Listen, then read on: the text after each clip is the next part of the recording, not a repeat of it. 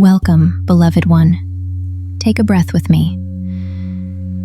Feel the sound within you, the hum of your own being.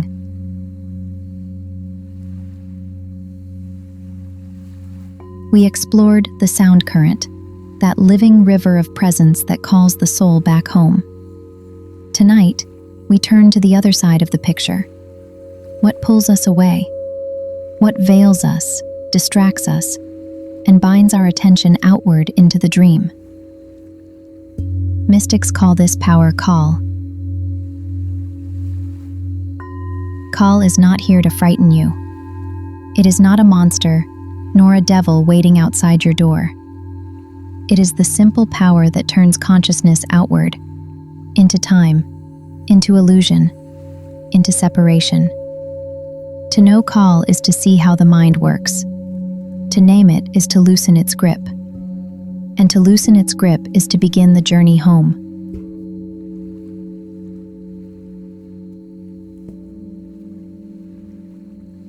So let us walk together tonight, into the nature of Kal, into the 5 chains of mind, into addictions and how they form, and into the gentle practices that set us free. This is not a story of fear. It is a story of clarity, of compassion, and of returning to the sound current again and again. Kal, the name the mystics gave to the power that holds consciousness outward. In Sanskrit, Kal means time. Time is beautiful, but it is also a net. It keeps attention moving outward, into past and future, into birth and death, into the endless cycles of change. Alongside Kal is Māyā, illusion, the shimmering forms that dance in time, the shifting shapes that appear real but vanish when we try to hold them. And then there is mind, the interface. Mind is the way the soul engages with Kal and Māyā. It is the lens, the interpreter, the voice that says, "This is me, that is you. This is gain, that is loss." The mystics described this trinity, Kal, Māyā, and mind, as the veil that keeps us wandering outward, not because it is evil, but because it is part of the dream we entered when we left our source. Think of it this way. Kal is the current of time. Māyā is the stage of illusion. Mind is the actor upon it. And the soul, you, the dreamer, has become entangled in the play. Every tradition has pointed to this in its own language. The Gnostics called it the demiurge, the craftsman of illusion. Christians spoke of Satan, the tempter, the accuser. The yogis spoke of Māyā, the cosmic play. The Sufis spoke of Nafs, the lower self. The names differ, but the principle is the same. There is a power that turns awareness away from its source. But here is the secret, my love. This power only exists through attention. Kal lives because we feed it with our identification. When we withdraw that attention, Kal has no hold. So the question is not whether Kal exists, but how we meet it, how we see through it, and how we return, again and again, to the sound current. Now, how do we understand Kal today? Let's not only speak in ancient words, let's bring it close, into our own experience. I find it useful to look at Kal through 3 lenses, 3 models that help us see how this force works. Inside us, between us, and in the mythic field around us. The psychological model, inside the individual. Kal is the habit energy of the mind. It is fear, craving, pride, reactivity, unresolved trauma, the stories we tell ourselves. It is the way we clutch at pleasure and avoid pain, the self-image we defend, the old wounds we keep recycling. Addictions live here, not only addictions to substances, but to behaviors, screens, drama, even relationships. At their root, addictions are not moral failings. They are simply attention caught in loops, searching for the taste of wholeness in things that cannot give it. Here, Kal is very personal. It is in your conditioning, your ego strategies, your survival habits. It is the quiet pull that keeps you circling in thought instead of resting in presence. The energetic or field model in the collective. Kal also moves like a field that animates many minds at once. Fear-based media, consumerism, political outrage, karmic patterns repeating across families or nations. These are the collective currents of Kal. It can feel external because it moves through groups, cultures, even whole civilizations. And yet, it is the same power, simply magnified. Across history, people have called this force demons, Satan, the demiurge, archons, even Devi in some stories. But here it is best understood as the collective ego, the mass of fear and desire moving as one. It is the same energy that fuels mass addiction, the pull of entire cultures into distraction, violence, or despair.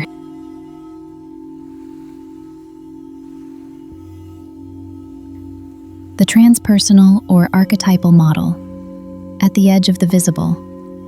Kal can also appear as archetypal disguises, devils, tempters, seductive systems, or even non-physical beings that feed on attention.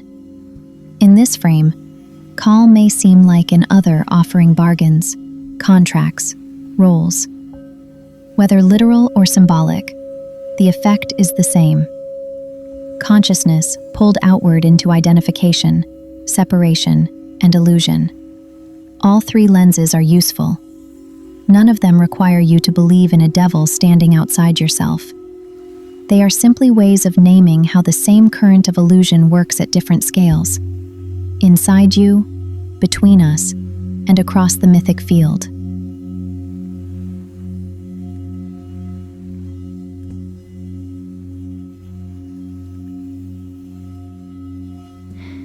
The saints of Saint Mat spoke of the 5 chains of Kal: lust,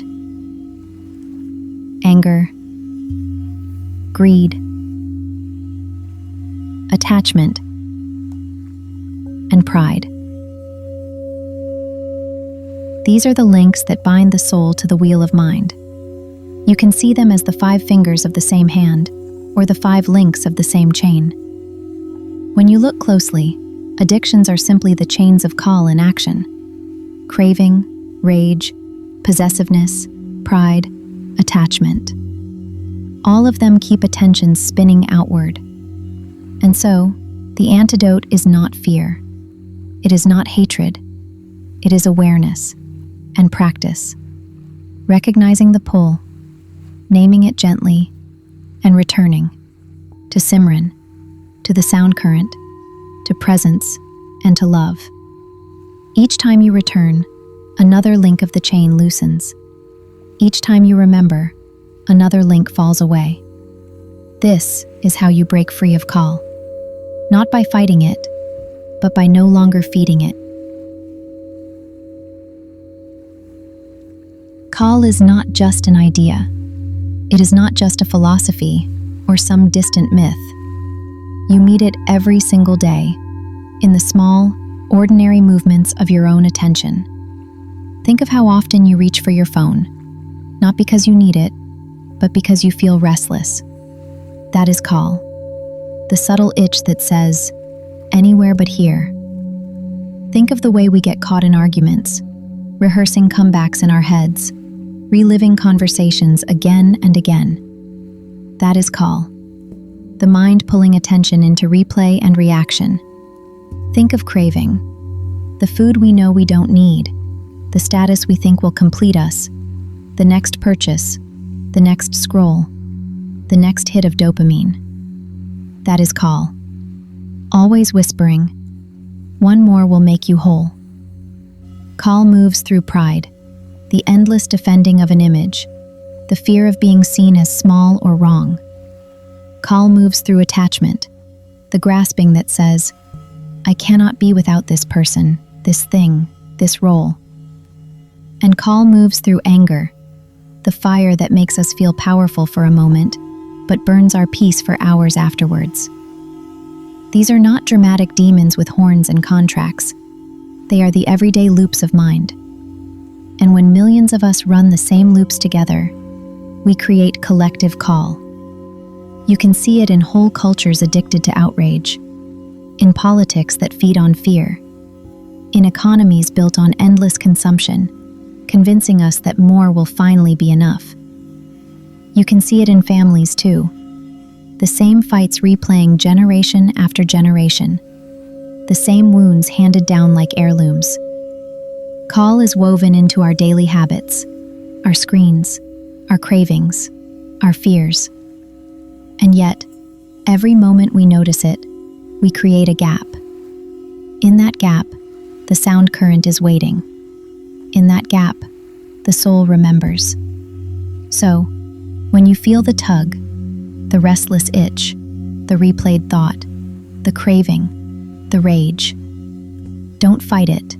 Don't shame it. Just name it. Okay, this is just Kal again.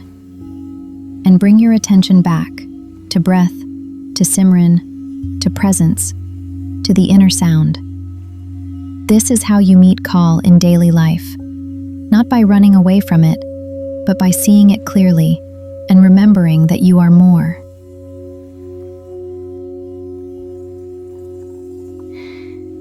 We have seen the chains of Kal, and yet, you are not bound forever, because these chains are woven of attention. And what attention weaves, attention can also unweave. You do not break free by hating Kal. You do not break free by battling your mind. You break free by shifting your attention, from fear to awareness, from distraction to presence, from grasping to love. Awareness is the first key. When you notice a craving arise, a burst of anger, a grasping thought, you pause and simply see it. The moment you see it, you are no longer completely inside it. Awareness creates space, and in that space, the chain begins to loosen. Love is the second key. When you turn your heart toward love, love of the source, love of truth, love of the beloved within, you awaken a current far stronger than Kal. Love draws attention upward and inward. Love makes the chains fall away as if they were made of smoke. Devotion is the third key. Not devotion in the sense of blind worship, but devotion as steady commitment of the heart. Devotion means, I return, again and again, to what I love most. Even when I forget, I return. Even when I fall, I rise. Devotion keeps the flame alive. Awareness loosens the knots. Love fills the soul with light. Devotion carries you through the long night, and together they reveal the sound within. That quiet current humming at the core of your being, not imagined, not metaphorical, but real. When you place your attention there, Kal has no hold. So do not be discouraged by the chains. They are not eternal. Each time you choose awareness instead of sleep, love instead of fear, devotion instead of distraction, another link falls away. And one day, you will discover what the saints always knew. The soul was never truly bound. It was always free.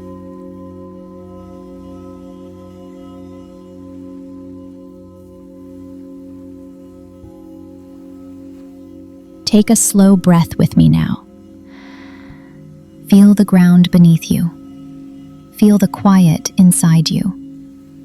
You have walked tonight through a great teaching. You have seen how Kal moves, inside you, between us, and through the world. You have seen the chains that seem to bind the soul. And you have tasted the keys: awareness, love, and devotion. Remember this: Kal is only the current of time. Māyā is only the shifting play of forms. Mind is only the actor upon the stage. You are none of these. You are the one who sees. You are the one who can turn inward at any moment and find the living current of peace already flowing within. Each time you remember, another chain loosens. Each time you choose love, another link dissolves. Each time you sit quietly and listen within, the source moves closer, because you are moving closer to yourself. May you walk lightly in the dream of Māyā. May you see Kal without fear. May you use mind as a tool, but never mistake it for who you are. May your heart be guided by the quiet current of love back to its own home. You are not bound by Kal. You are not lost in Māyā. You are not limited to mind. You are held. You are free. And my love, most importantly, remember, you are loved.